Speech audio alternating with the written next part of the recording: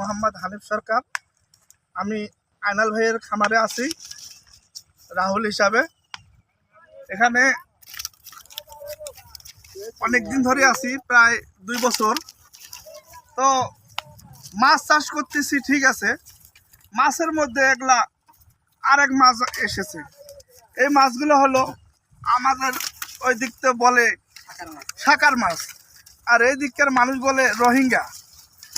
তো বড় কষ্টের কথা যে আমার এই মাছগুলা খাদ্য খায়, কিন্তু এগুলা বিক্রি করা যায় না।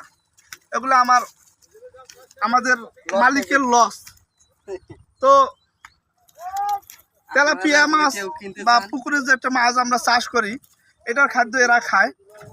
এটাই আমাদের কষ্ট। এই মাছটা বিক্রি করা যায় না, আমাদের মালিকের অনেক লস হয়।